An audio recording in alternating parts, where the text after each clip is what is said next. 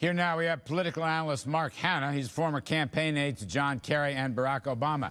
Peter Suderman, senior editor for Reason Magazine. Guy Benson, townhall.com political editor. You know, Peter, just one thought listening to these chaps talk. I believe the debt increase is about the future. It is not only about the past. And I think that we have a right to know what the budgets of the White House, the Senate, and the House are going to be, because that's a roadmap to how this debt will be spent. Right now, Peter, we don't have any budgets at all. Larry, I think that is exactly right. This is a Senate that has not passed a budget in 4 years. We have no idea what they are planning to do, what sort of bills they're planning to pay, what sort of borrowing they're planning for the future. And the question here, the real question, is how do we prevent this from happening again? Because this is not a one-time crisis. It's a recurring crisis. We passed 7 debt limit hikes under President Bush. We've done this already under President Obama. How do we get out of this? And the answer is you cut spending and you reform entitlements. Well, okay, so Guy Benson, are we going to cut spending and reform entitlements? That's the big question. Or another way of saying it is, will President Obama compromise? Well, I'm not sure he's going to compromise on this debt ceiling fight. And I think it's important, Larry, when we get into this discussion, to talk about the broader contours of this actual debate. A year and a half ago, we had a big debt ceiling increase of $2.1 trillion. 18 months ago, we have blown through every red cent of that $2.1 trillion in 18 months. And the national debt is now up to almost $17 trillion, much, much more if you include our unfunded liabilities. So, in my view, to be candid, there's only one party that's remotely serious about dealing with this problem in Washington today, and that's the Republicans. Now, they control 1/2 of 1/3 of the government.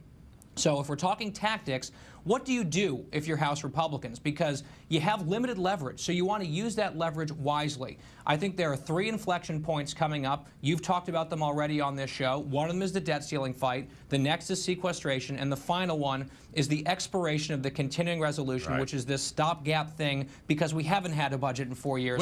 I happen to agree with you that on the debt ceiling, I think the president has the high ground there. You've got this default word floating around that gets everyone scared. He's got a big weapon in his arsenal there.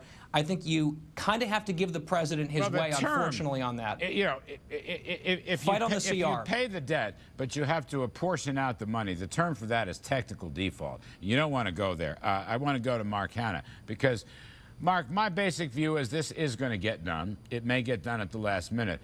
But I'd like to move the last minute a little bit further out. In other words, if these guys need 3 to 6 months to do it upright, to get a compromise, I'm more than willing to give them 3 to 6 months extra time.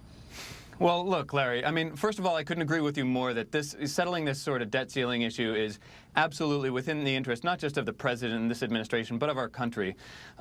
You know, you've got, even today, Fitch came out and threatened to, decrease the credit rating of the United States. So while the Republicans in Congress are lecturing us about, about fiscal responsibility, they're doing it in a way that is extremely fiscally reckless and irresponsible, because you have outside observers looking at us, seeing the political dysfunction that exists in Washington. And I want to highlight a point you made earlier, which is the fact that all spending bills have to be authorized and originate in the House of Representatives. That's in the Constitution. So what we're looking at now is a credit card bill that this country has to pay, that was incurred not by the president, not by the previous president, but by Congress, by authorizing this spending. So, but Peter Suderman, you're going to get a budget out of the House. Paul Ryan will deliver a budget. I believe the White House will deliver a budget. They are late, but I believe they will. It's the Senate that hasn't delivered a budget in close to 4 years, Senate Democrats. The question here, though, Peter, is, again, I come back to this issue. This is not just about the here and now.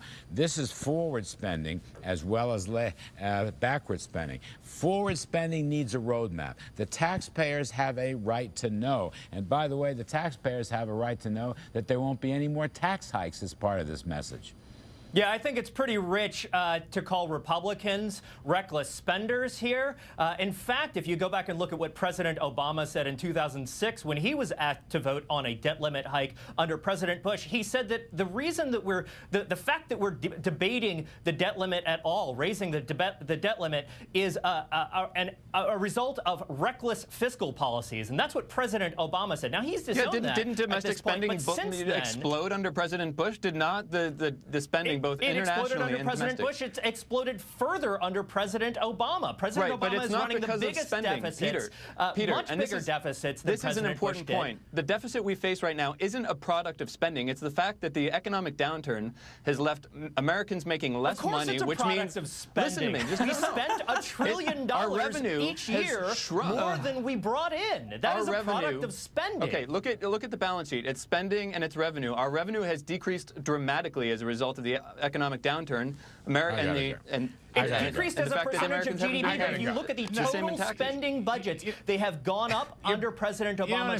They have held at $3.5 trillion sense each you're year. both right. President Obama decreased spending by $2 $2.5 trillion. trillion Continue it another time. that we saw It is at the partly beginning of the Bush overspending. presidency. It is partly overspending, but it is also de minimis economic growth, which itself may be a function of taxes and spending and regulation. If this economy were growing at 5% per annum instead of 2%, you would have a substantially, and I mean substantially, lower budget deficit. Gentlemen, Exactly. we will repeat this. Guy Benson, Mark Hanna, and Peter Suderman will welcome you back another time.